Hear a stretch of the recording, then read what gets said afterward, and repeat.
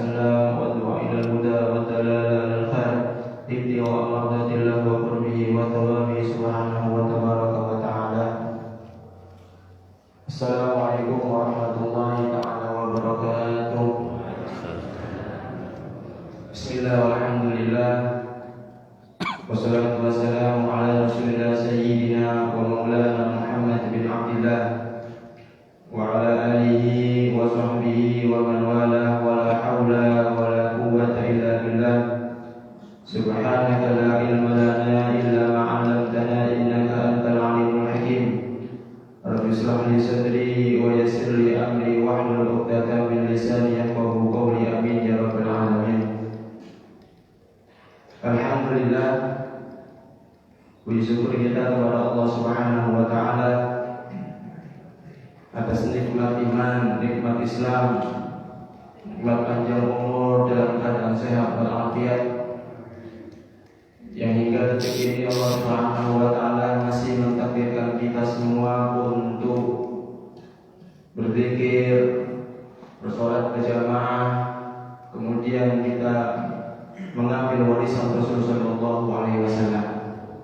Mudah-mudahan dengan sholat jamaah kita, berzikir kita, dan taklim kita ini membuahkan ridha Allah Subhanahu wa taala, membuahkan ridha Rasul sallallahu alaihi wasallam, dan sehingga kita berkumpul dengan Rasul sallallahu alaihi wasallam di surga Allah Subhanahu wa taala. Amin ya rabbal alamin. Hadirin yang dimuliakan oleh Allah Subhanahu wa taala, kita sekarang berada di akhir daripada 10 hari kedua bulan suci Ramadan. Yang kata Nabi, bulan suci yang kedua awsatuhu maghfirah. Tengah-tengah bulan suci Ramadan, 10 hari kedua bulan suci Ramadan adalah maghfirah, ampunan Allah Subhanahu wa taala. Maka di sini kita dianjurkan oleh Allah Subhanahu wa taala untuk memperbanyak taubat kepada Allah Subhanahu wa taala, untuk memperbanyak istighfar kepada Allah Subhanahu wa taala. Hingga Imam Haddad beliau mengatakan dalam kitab Risalatul Mu'awanah, alaika bitaubah min kulli dzanbin. Beliau Imam Al-Habib Abdullah bin Alwi Al-Haddad mengatakan, wajib atas Anda, atas kita semua untuk taubat dari setiap dosa, sawa'un kana shaghiran aw kabiran, baik dosa itu dosa kecil atau dosa besar. Dosa itu ada 2. Ada dosa kecil, ada dosa besar. Dosa besar ini kata ulama ada 7. Ada yang mengatakan lebih, ada yang mengatakan sampai 70. Ada juga kata ulama dosa besar adalah dosa yang di situ ada keterangan dari Al-Quran atau hadis menjelaskan tentang balasan atau azab atas dosa ini. Seperti dosa zina, di Al-Quran ada dosa mencuri, dosa minum minuman keras. Ini semua kata ulama dosa yang ada keterangan azab bagi pelakunya di Al-Quran atau hadis, maka dosa ini ada dosa besar. Ada juga dosa besar itu kata ulama dosa yang ada haknya, yang ada hukumannya. Seperti dosa mencuri, orang berzina, itu ada haknya. Orang yang kalau berzina sudah nikah, bagaimana? Dirojam.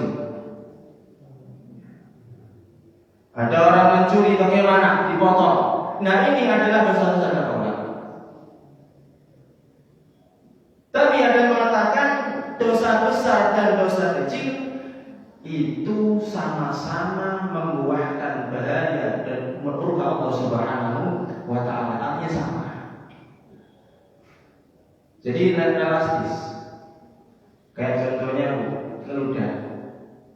Kita ngundang orang, insya Allah nggak ada pasangannya ya. Tapi kalau yang diundang presiden, waduh, ditampar ya, perak. Soalnya presiden. Kita nyentil. Kita nyentil orang. Insya Allah saya penjara. Tapi kalau yang disentil Pak Jenderal, di pistol.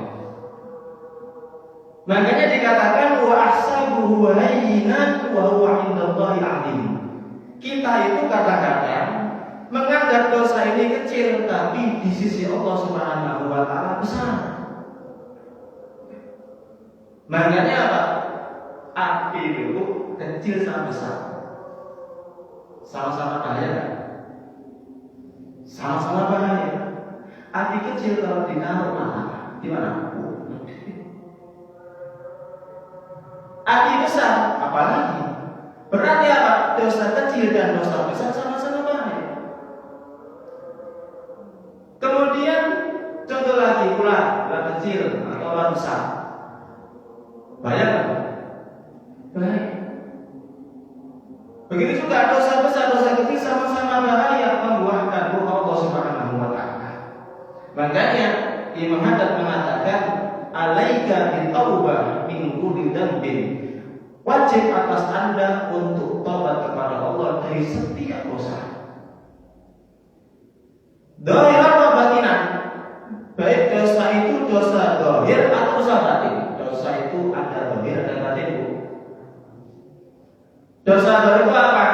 Contoh dosa zahir, ya kita mencuri, ya kita berbuat kriminal, kita minum minuman keras. Ini dosa yang zahir.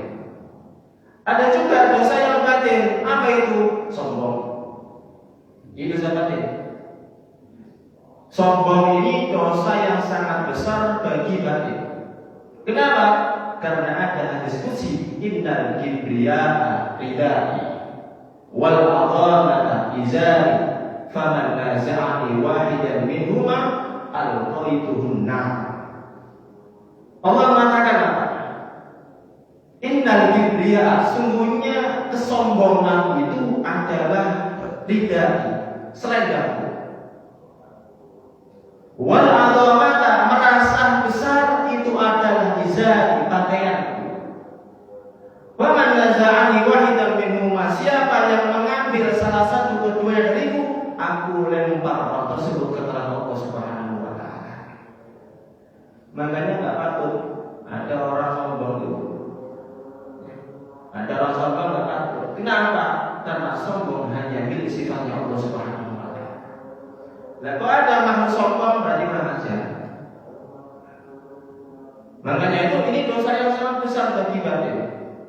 Ada juga dosa hasud. Wah, ini dosa hasud ini di mana? Sehingga dari riwayat itu setan sama Fir'aun ketemuan. Ada setan itu iblis itu silaturahmi ke rumah Fir'aun. Setan itu silaturahmi. Nah, kalau ada orang sama saudaranya enggak karena silaturahmi lebih parah daripada setan. Ini ada setan silaturahmi ke rumahnya Fir'aun. Ke rumah Fir'aun. Datang si setan iblis ini. Datang. Nah, pakai salam. Kalau pakai salam bukan setan namanya. Fir'aun tanya, "Man fil bab?" Siapa yang di pintu? Jawabannya setan.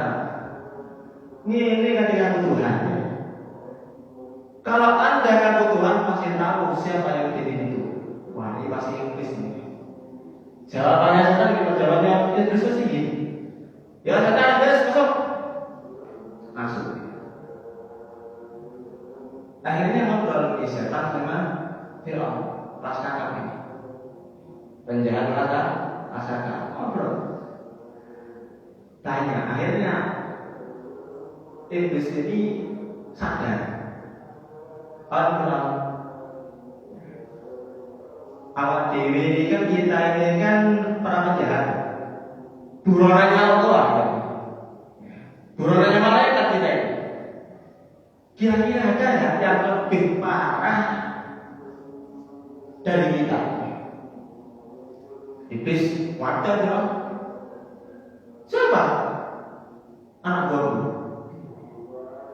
Apa bahasanya? Manusia. Lu kok bisa? Iya. Aku punya anak buah ini. Dia itu ya tak kasih apa nurut, tak suruh apa nurut, tak suruh nurut. Kemudian aku kasih dia permintaan. Wahai fulan, manusia, sampean kan disuruh segala aktivis. Sekarang sampean minta apa? Aku turuti. Kemudian si pengikutnya iblis ini ngomong, ya wes, aku punya tetangga, punya sapi. Tolong wes, sapinya tetanggaku pakai nomor. Lah iblis mau matikan membunuh sapinya tetangganya ini orang nggak berani bu. Kenapa? Karena si tuan rumahnya sering baca lirik.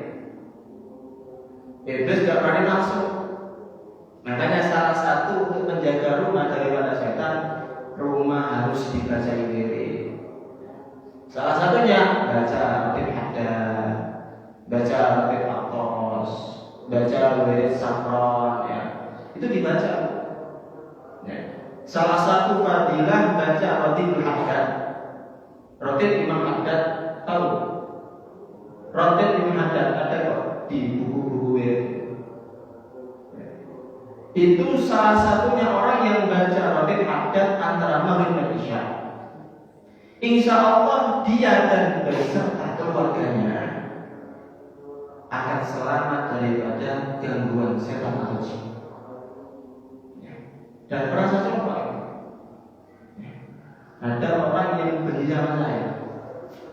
Yang benci sama saya bukan orang biasa, yaitu orangnya yang percaya dengan animisme. Dukun kasarannya, dukun. Ini orang benci sama saya. Kenapa? Karena waktu itu saya berada di daerah yang daerah tersebut itu dulu banyak pelaku maksiat. Kemudian kedatangan saya dan teman saya merubah itu tempatnya prostitusi, tempatnya PSK bisa ditutup. Kemudian orang-orang yang kecil-kecil kita ajak ngaji, preman-premannya kita ajak sholawatan, kita ajak ngaji. Ini dukun nggak senang.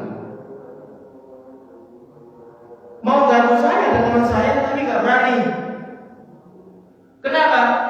Karena kata orang yang masih tahu ke saya itu orang pintar juga ngomong karena barokah wirid roti Imam Haddad. Salah satunya juga baca Ratib Haddad apa? Orang yang membaca Ratib Haddad itu insya Allah dia tidak meninggal kecuali husnul khotimah. Makanya dibaca. Nah ini kembali ke cerita, iblis ini tidak berani membunuh sapinya ini orang. Kenapa? Orangnya sering baca Ratib Haddad. Orangnya sering baca wirid. Kemudian nawari gak usah dibunuh. Tak kasih 10 kali lipat sapi yang seperti sapi dimiliki tetanggamu. Namanya manusia, hasut ya. Gak mau guys. Aku cuma mau ini punyanya tetanggaku, sapinya bunuh. Iblis itu sana mau bunuh ya takut. Soalnya banyak mirip. Ayah Bapak tak kasih 100 kali lipat. Nggak mau guys. Bunuhan sapinya tetanggaku. Waduh lebih parah dari iblis. Makanya kata guys, ini yang lebih parah. Siapa? Orang yang hasut dengan saudaranya.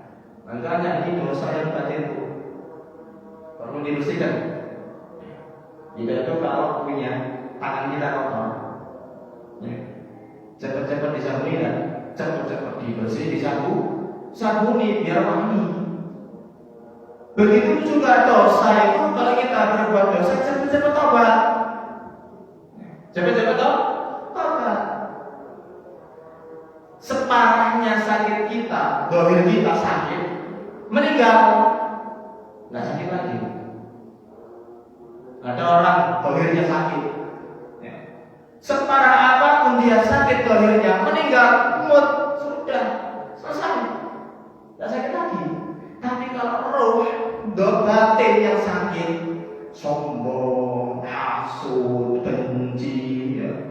Kemudian lihat ujub, iri, dendam, ini penyakit sampai terus, sampai kuburan, sampai ke akhirat hingga kepada Allah Subhanahu wa Ta'ala. Sakit alhamdulillah. Makanya cepat-cepat dibersihkan. Gimana kalau mengingatkan kita, ayo tobat dari dosa yang dohir dan yang batin.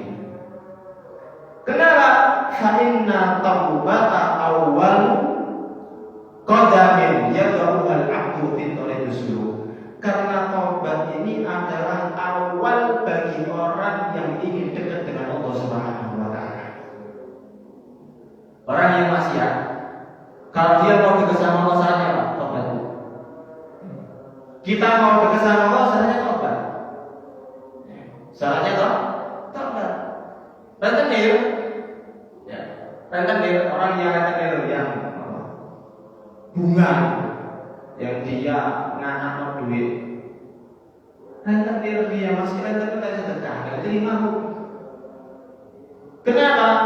Karena ada hadis man ittasaba min ghairi hilmin, kata Nabi.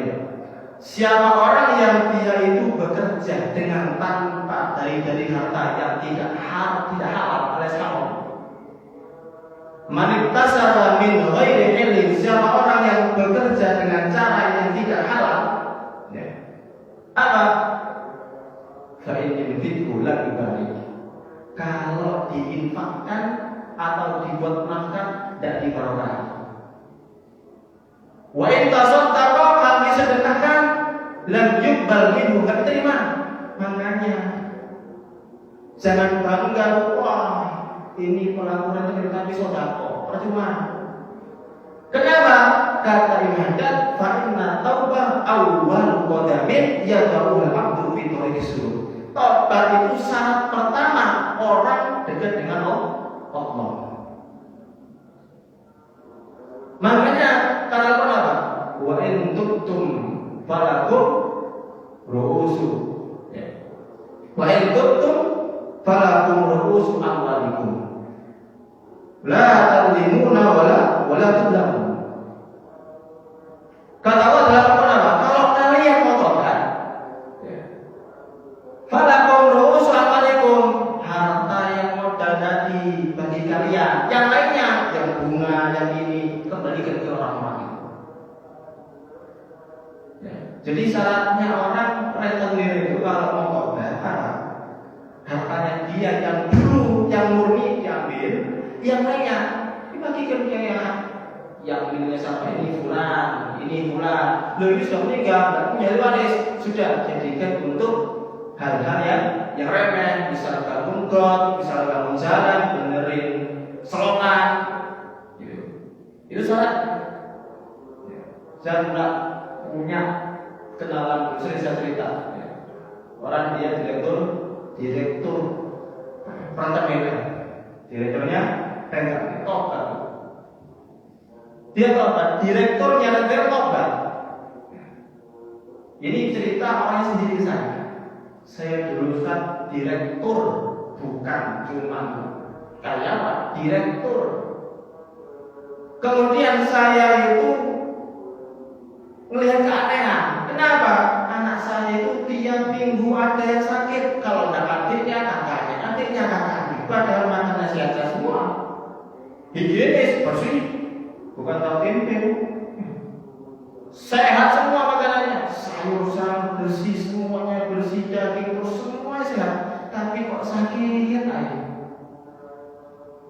akhirnya saya itu dengar ada seorang ustaz ceramah bahwasanya orang yang dia bekerja dengan cara yang tidak halal tidak dibarokai kalau dinafkahkan. Mungkin ini cara kerja saya nggak halal, ini mungkin saya sakit. Akhirnya aku ditinggal pekerjaan. Kemudian dia yang namanya habis kaya, ismi dia udah sumpahnya.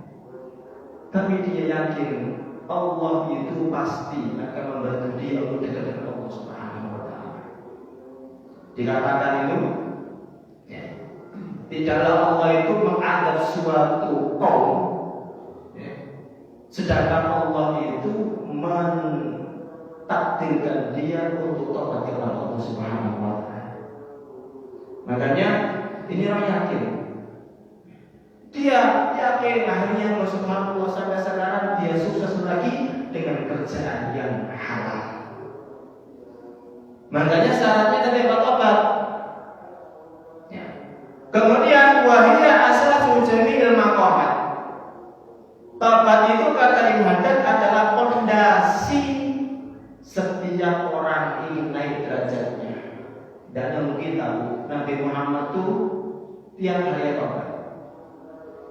Ada hadis sahih. Rasul mengatakan apa? Ya ayyuhan nas, tubu ilallah wastaghfiru. Wahai manusia, kata Nabi, tubu ilallah wastaghfiru. Mintalah ampun kalian kepada Allah, wastaghfiru, dan istighfarlah. Taubat dan istighfarlah.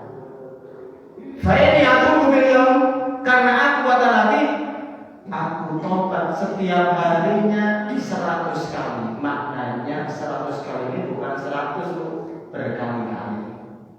Kayak kita jauh. Bu, sampai ke telepon. Ya. Jadi nggak telepon saya ini sampai ratusan kali, padahal cuma 50 kali. Nah, hadis Nabi, fa ini aku bilang yang marwah ini maknanya apa? Maknanya itu Nabi itu setiap hari sering tobat. Terus apakah Nabi berbuat dosa? Tidak.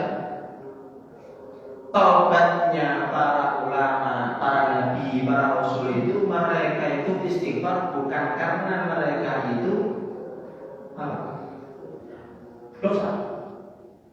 Tapi apa? Mereka itu tiap harinya ketika ada Nabi itu, tiap hari tambah taat, tiap hari tambah taat, tiap hari tambah taat. Kenapa? Karena imannya Nabi yazid wa yanqus. Iman terdapat. Ada iman itu yazid wa yanqus, iman kita. Ada yang naik, ada kurang. Ramadan naik ya, Syawal wis kurang. Nah, ini mana kita? Ada iman itu la yazid wa yanqus, enggak naik, enggak kurang. Siapa? Imannya malaikat. Jadi malaikat itu ketika diciptakan imannya bisa sekian sampai yang makanya ada malaikat itu ada yang berdiri untuk ibadah, ada yang ruku untuk ibadah sampai kiamat, ada yang sujud untuk, ada yang sampai berdiri sampai enggak pegel. Jadi dong malaikat pegel kan? Siapa yang jadi? Kalau sampai enggak pegel. Ada yang berdiri, makanya imannya malaikat itu segitu. La yazid wa la yanqus. Ada iman yang yazid wa la yanqus, tambah terus tidak pernah kurang. Siapa? Anbiya wal mursalin. Imannya para nabi. Jadi nabi itu istighfar tiap harinya, taubat tiap harinya untuk mengistighfari amalnya yang lalu. Ketika naik, kemudian ya Allah astagfirullah, berarti amal punya teman berkurang. Ketika naik lagi, astagfirullah, kayak kita itu sholat pakai celana sepertiga, pakai kaos bergambar, pakai kopiah. Kira-kira baik nggak dengan ini? Sah. Kemudian dia harinya, besoknya dia sholat pakai sarung, pakai takwa,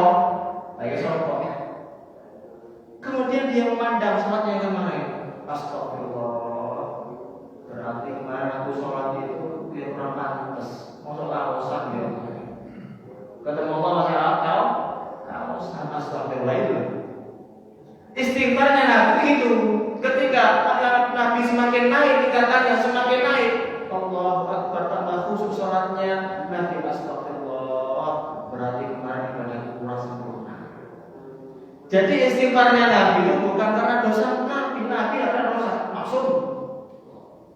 Sepakat ahli sunnah wal jamaah mengatakan para anbiya wal mursalin maksud. Apa maksud? Yaitu terjaga daripada dosa. Meskipun misal ada Nabi Adam, misal kayak Nabi yang lainnya yang berbuat dosa, mereka itu bukan berbuat dosa yang seperti kita. Makanya ada istilah hasanatul abrar sayyiatul muqarrabin. Baiknya kita itu bagi para anbiya itu masih kurang baik. Kita sholat, asal sholat Allahu Akbar, pikiran Abdul Mas. Kemudian ya Allah belum beli baju lebaran, ya Allah mikir kan. Nah itu bagi para anbiya itu saya. Bagi orang-orang yang dekat dengan Allah itu kejelekan. Makanya apa? Hasanatul abrar sayyiatul muqarrabin. Kebaikannya kita orang-orang yang bisa baik kepada Allah itu masih dianggap jelek bagi orang-orang yang sudah dekat dengan Allah Subhanahu wa taala. Makanya Nabi itu istighfar tiap harinya, bukan Nabi yang dosa. Tapi apa? Karena Nabi istighfar atas ibadahnya yang lalu yang kurang maksimal. Kenapa? Karena dia Nabi tiap harinya, tiap waktunya, tiap waktu itu Nabi itu tiap naik derajatnya naik. Jadi Nabi istighfar, kenapa? Karena ibadah yang lalu yang mungkin kurang maksimal. Meskipun menurut kita sudah maksimal, Nabi ibadah ya. Dalam kita tidak maksimal sudah sudah. Kita ini ibadah untung-untungan. Makanya itu tobat ini asas fondasi. Orang kalau pengen dia mau ibadahnya khusyuk istiqomah tobat itu fondasi daripada segala tingkatan. Wallahu yuhibbut tawwabin. Allah itu sangat cinta sama orang yang tawab. Tawab itu orang yang berkali-kali tobat. Jadi ada taib, ada tawab. Taib itu adalah orang yang tobat. Tapi kalau tawab itu wazan fa'alun. Ya, kalau dalam ilmu sorof, fa'alun itu maknanya berkali-kali tobat. Allah itu senang dengan orang yang berkali-kali tobat. Senang dengan orang yang berkali-kali tobat. Bukan sekali tobat, besoknya nanti maksiat lagi. Tapi enggak, dia itu berkali-kali tobat, meskipun dia itu enggak maksiat lagi, tetap tobat. Ya Allah, saya tobat, ya Allah, saya tobat. Kenapa dalam Al-Quran? Innallaha yuhibbut tawwabin wa yuhibbul mutatahhirin. Makanya Imam Ali karena wajah beliau mengatakan khiyarukum mudnibun ta'ib. Paling bagusnya di antara kalian, kata Imam Ali bin Abi Thalib, adalah orang yang berdosa kemudian dia tobat. Kenapa? Karena orang yang seperti itu dicintai sama Allah Subhanahu wa taala. Makanya yang sering dia bertobat. Makanya saya itu dibilang sama guru saya. Saya dibilang sama guru saya orang Yaman. Beliau mengatakan seyogianya bagi kita itu untuk setelah sholat duha 4 rakaat. Nabi itu sering sholat duha 4 rakaat. Yang paling sering Nabi itu sholat duhanya 4 rakaat. 2 rakaat. Tapi Nabi juga pernah sholat duha 2 rakaat. Kemudian setelah sholat duha kita itu seyogianya apa? Sholat tobat. Tobat dicampur istikharah wa hajat. Kenapa? Karena kita itu meminta ampun tobat atas kesalahan kita yang tadi malam. Kemudian mau tidur, sebelum tidur kita itu sayangnya itu sholat 2 rakaat apa? Sholat tobat, istikharah dan hajat. Apa? Untuk tobat dan memasrahkan istikharah, memasrahkan apa-apa yang kita lakukan sehari penuh tadi. Kadang-kadang kita itu kan sehari penuh kadang-kadang banyak lalainya daripada ingatnya sama Allah ya. Makanya kita itu sebelum tidur tobat, ya Allah, ampuni ya Allah, saya seharian penuh banyak maksiatnya, saya seharian penuh banyak lalainya, ingatnya pas sholat selain sholat tak ingat, ya Allah saya ampuni saya ya Allah. Nah itu makanya apa? Sering minta tobat. Kenapa? Karena Allah senang tercinta dengan orang yang sering tobat itu. Kemudian tobat itu la tasihhu biduni tarkin wa nadmi.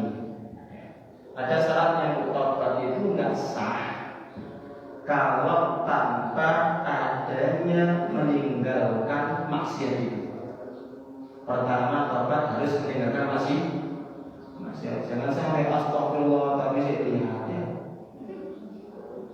Kadang-kadang astagfirullah tapi masih di situ aja. Hadir orkesan, hadir dangdutan, sambil lihat astagfirullah tapi masih di situ aja, tidak pulang. Kenapa? Tak sah astagfirullahnya. Ya, makanya dikatakan itu kita diajarkan para salaf itu jangan kalau kita mau doa. Ada Imam Rabi bin Khaitham.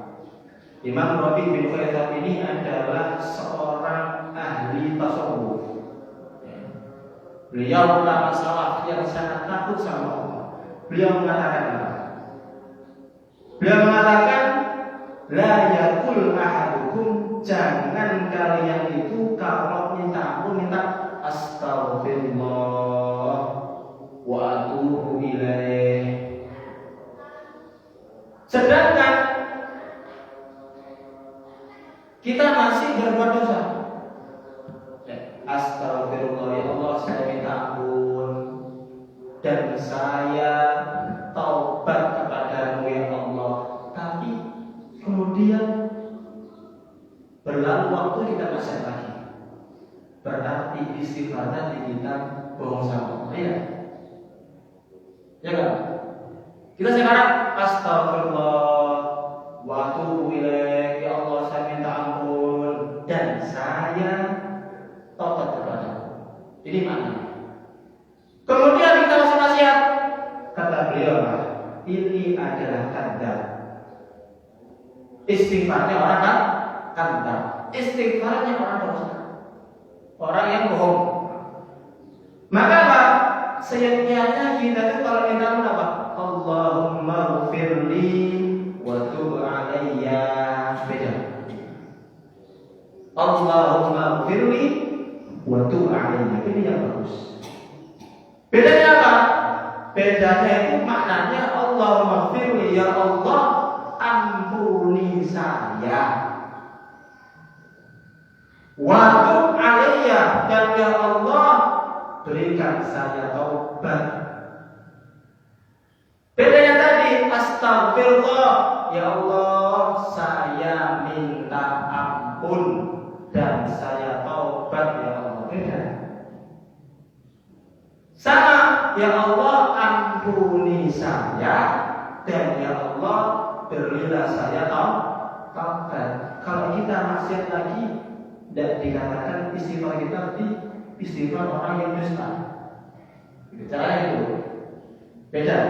Jadi jangan kita itu ngomong astagfirullah wa atubu ilaih, ya Allah saya minta ampun dan saya taubat ya Allah. Kita maksiat, wah berarti istighfar tadi kita dusta. Ya, kita bohong sama Allah. Bagaimana yang bagus? Yang bagus Allahumma firli wa tub alayya. Ya Allah ampuni saya dan berilah saya taubat. Ini enggak. Ini yang bagus. Kenapa? Karena kalau kita bisa maksiat, kita bukan tergolong orang yang dusta. Kan gitu. Kan kita minta, ya Allah ampuni saya. Beda sama ya Allah saya minta ampun. Kalau kita ya Allah saya minta ampun, berarti saya minta. Tapi kalau maksiat berarti permintaan saya tadi permintaan dusta. Tapi kalau ya Allah ampuni saya, beda lagi maknanya. Kita maksiat bukan dikatakan kita ini pendusta. Gitu. Kan kita kan manusia, Bu ya. Ya enggak lepas dari mana saja. Makanya kalau kita minta ampun jangan astagfirullah wa atubu ilaihi jannah. Hadir. Tadi apa kata Imam Faisal bin Rabi? Imam Rabi bin Faisal mengatakan apa? Mintalah Allah maghfirli wa tub alayya. Allah maghfirli wa liwalidiyya. Allah maghfirli warhamni. Gitu minta. Kenapa? Beda maknanya.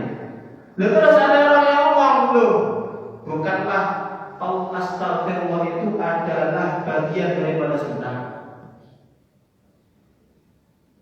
Kan Nabi mengatakan apa? Tubu ilallah wastaghfir. Bukankah istighfar itu adalah daripada ada dalilnya sunnah hadis?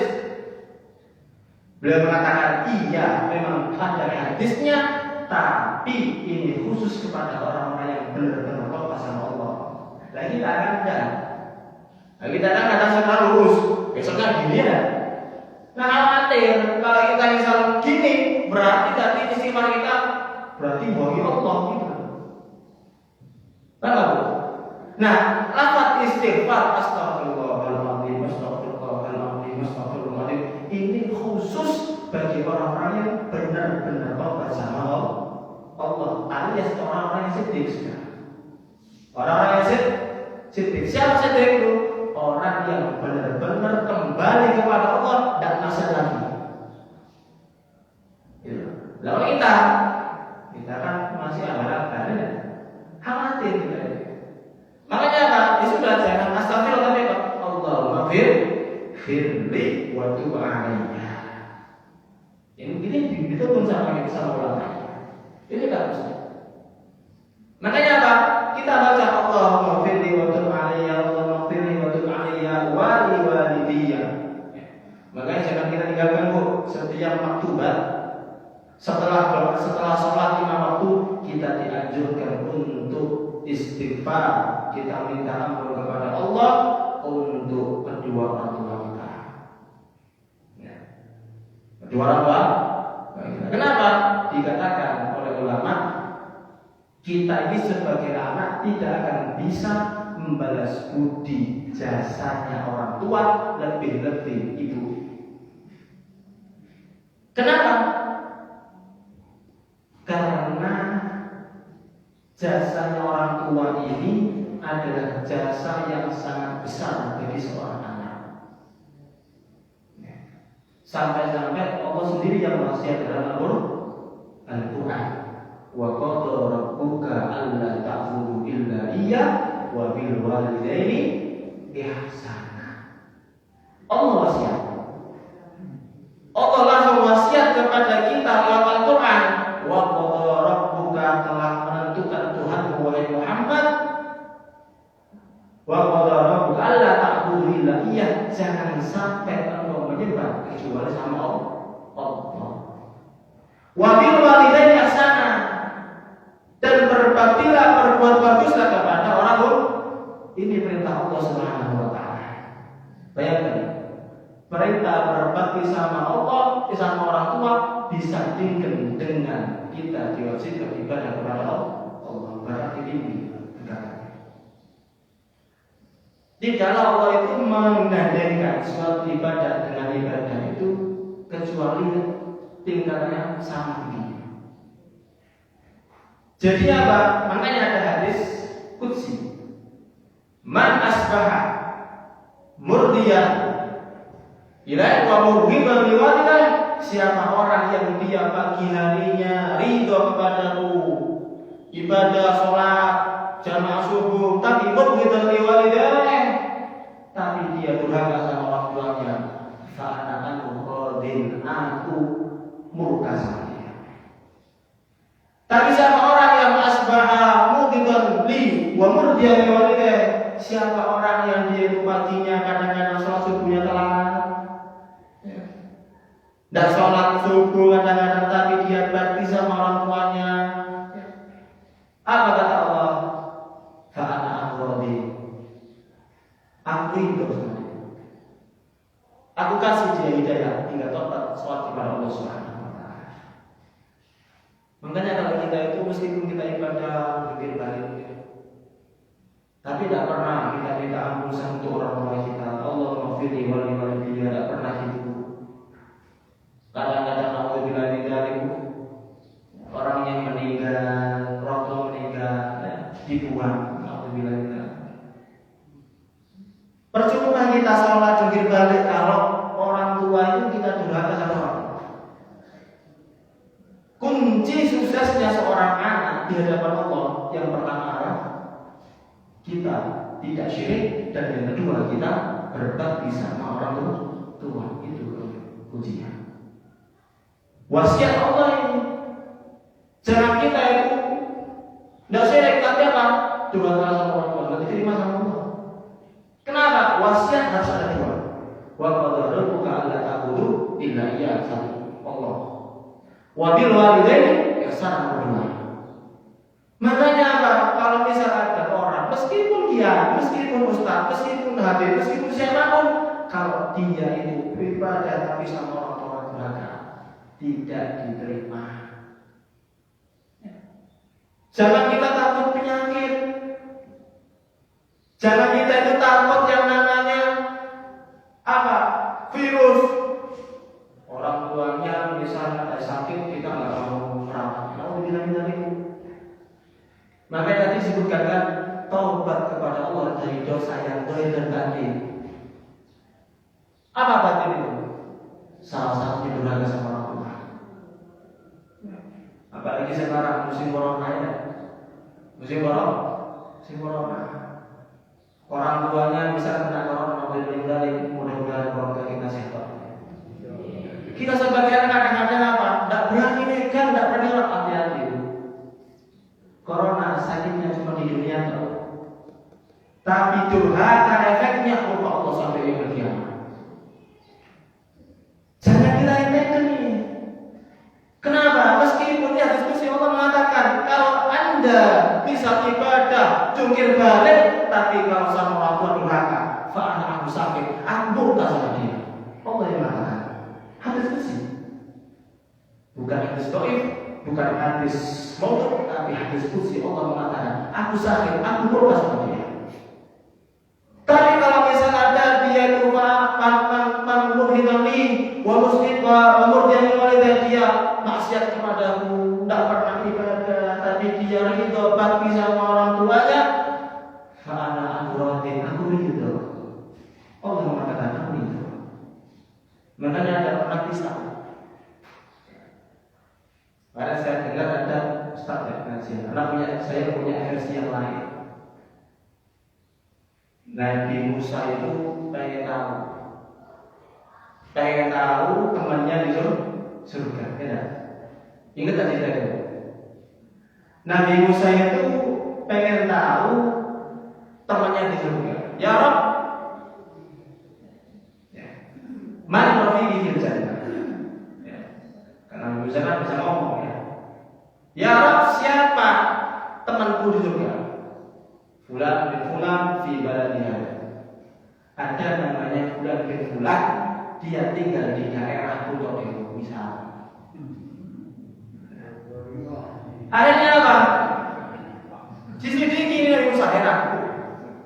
Nabi Musa ya, masa tak sendirian di mana? Diselidiki. RT, bisa RT berapa? RT 15.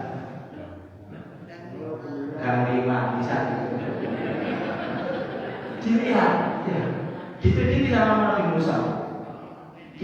diikuti, oh ini rumahnya. Kemudian diliti-liti ini orang apa sih ibadahnya, apa sih amaliyahnya? Oh dia pedagang di pasar.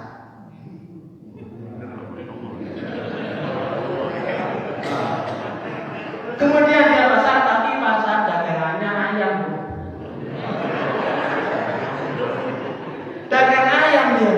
Kemudian ini orang terkenal ya main timbangan. Nabi Musa tanya sama tetangganya, Pak, kenal? Dan dia bilang, oh kenal. Dia itu curang dagang, main dukun, laris kan? Nabi Musa ya, soalnya orang model gini temanku di sana. Akhirnya apa? Diikuti orang itu. Pas pulang, Nabi Musa pura-pura utang. Assalamualaikum.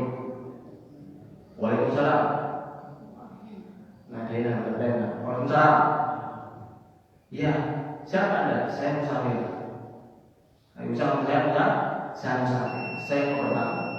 Silakan. Silakan. Rumahnya kecil, bukan orang kaya. Kemudian wis curang dagangnya. Kemudian wis pokoknya wis maksiat ya. Tapi Nabi Musa ini kenapa orang ini keluar masuk ya? Namun Nabi Musa kemudian masuk lagi, keluar lagi, terus gitu. Nabi Musa ya intip Nabi Musa. Pas dia masuk Nabi Musa intip. Dia buka lemari kayak pakaian. Dibuka di dalamnya ada orang tua yang diwadahi. Kenapa?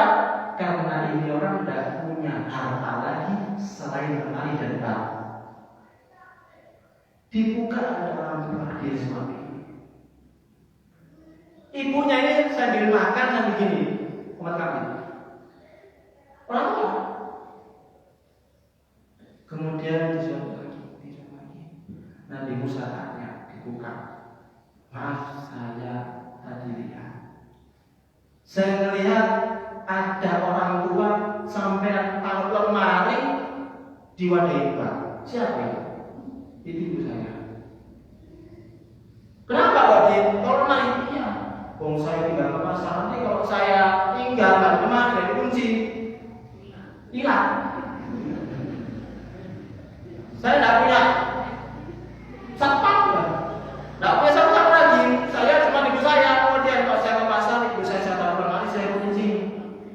Kemudian saya tempat waktu jam sekian, ibu saya makan, saya pulang, saya kasih makan. Kemudian apa?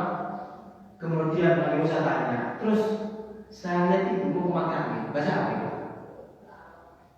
Iya, ibuku dulu punya cita-cita. Apa? Ibu punya cita-cita sampai sekarang ibu ucapkan apa? Yaitu ya Allah, ij'al waladi rafiqa Musa fil jannah. Ya Allah, jadikan anakku ini adalah temannya Nabi Musa di surga. Nabi Musa langsung, aku Musa. Aku datang jauh-jauh untuk menemuimu karena penasaran, karena ini adalah amaliyah sehingga engkau menjadi temanku di surga. Ini bu yang tadinya anaknya curang, ahli maksiat, langsung tobat sama Allah. Akhirnya betul aku menjadi temannya Nabi Musa di surga. Nah, ini. Jadi apa? Meskipun dia maksiat tapi berbakti sama orang tua, insya Allah akhir hayatnya dikasih hidayah sama Allah. Tapi kalau dia misal jungkir balik ibadah, tapi durhaka sama orang tuanya, naudzubillah min dzalik, kata Allah, anak aku sakit, aku murka sama dia, naudzubillah min dzalik, meninggal dalam surah Fatimah. Pernah kita ceritakan lain. Ada di zaman Nabi namanya,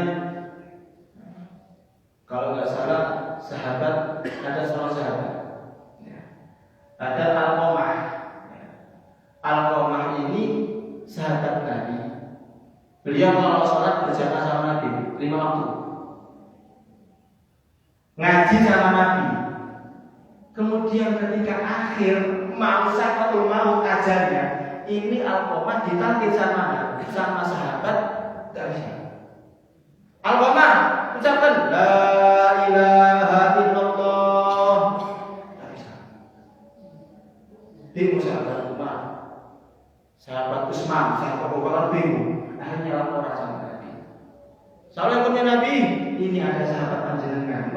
mati, mau meninggal, tapi ditangkir kok nggak bisa. Nabi datang, kemudian apa? La ilaha illallah, Nabi mentangkir, nggak bisa. Nabi akhirnya panggil istrinya, dipanggil istrinya. Kami sudah apa? Ya, saya mau tanya, apa dosanya Alqamah? Ya Nabi, Alqamah ahli ibadah. Iya, apa dosanya? Alqamah menjadi kacamata saya. Alqamah nggak nyapa sama ibunya, nggak nyapa. Alqamah nggak nyapa sama ibunya. Alqamah kalau nyuruh ibunya bentak-bentak sampai melotot sehingga diusir ibunya. Kata Nabi, wah ini adalah sebab. Nabi berusaha. Sahabat cari rumahnya Ibu Alqamah, dicari. Ada di pinggiran kota Madinah. Dicari di sana. Assalamualaikum, waalaikumsalam. Siapa? Manfil bar, siapa di pintu? Anak ashabu Rasulullah, kami sahabatnya Nabi. Nabi kirim salam kepada panjenengan. Ya, waalaikumsalam. Kemudian Nabi mengatakan, panjenengan disuruh ke Nabi atau Nabi yang datang sini? Tidak. Nabi yang manggil, saya yang berangkat. Akhirnya Ibu Alqamah menunggu Nabi. Kemudian Nabi mengatakan, ada Ibu Alqamah? Iya. Ini adalah anaknya Anda Alqamah mau meninggal, tapi ditakdir tidak bisa. Tolong ampuni, maafkan anaknya. Ya Nabi, saya yang kandung 9 bulan, saya yang melahirkan, saya yang menyuapin. Kalau dia buang air, saya yang nyucikan. Tapi ketika dia dewasa, ketika dia menikah, dia menganggap saya bukan sebagai ibu, tapi sebagai pembantu. Dia menganggap saya, dia mencintai istrinya lebih dibanding mencintai saya. Kalau dulu saya bentak-bentak, saya masih ingat Nabi Alqamah melotot sama saya. Nabi, saya nggak bisa lupa dengan itu. Akhirnya Nabi ngomong, wes, oke, sahabat, cari kayu bakar.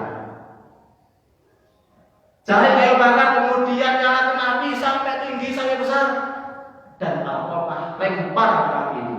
Ibunya Alqamah kaget, loh Nabi, dia apa anakku Nabi? Saya mau lempar. Gimana saya seorang ibu melihat anaknya dibakar? Loh, kata Nabi apa? Apa Anda tega? Anda tidak maafkan, kemudian Anda berserah Allah Subhanahu wa Ta'ala.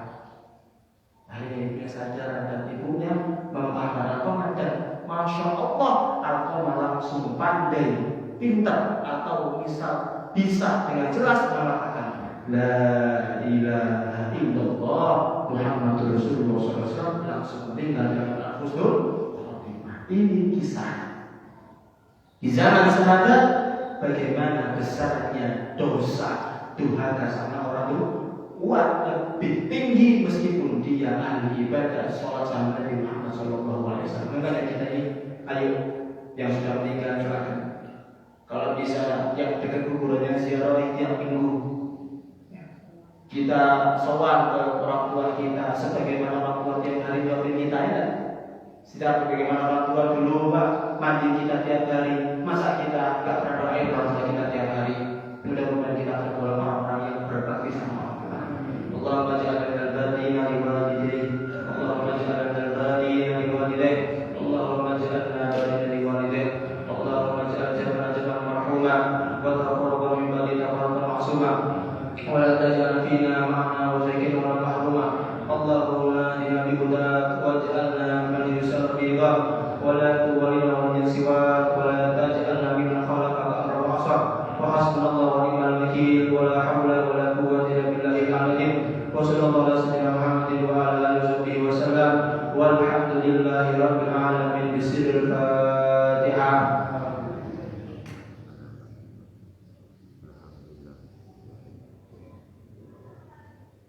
Hadirin wa rahmatullahi wa barakatuh.